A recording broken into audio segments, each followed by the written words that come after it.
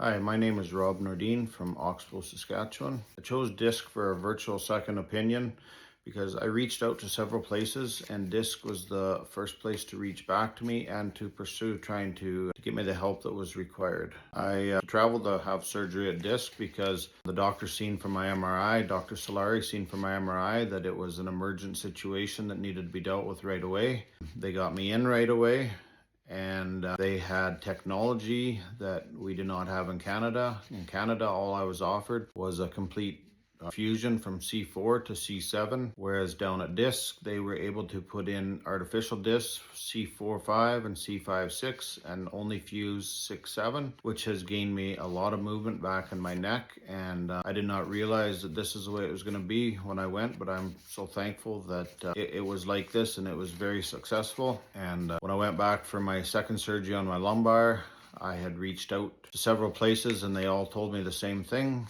and I was confident with Dr. Salari, so that is why I returned for my lumbar fusion a year later from my cervical. I would definitely recommend disc to other Canadians just because of the technology they have down there with the artificial discs.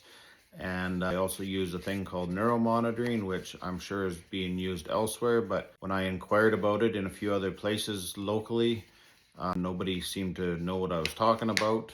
And simply put, they monitor the doctor to try keep from damaging any nerves. And in fact, I do have some bone spurs left in my neck because Dr. Salari said that the monitor went off and he didn't dare get any closer for fear of hurting my nerves, which was awesome to know that because up here I could have been easily damaged.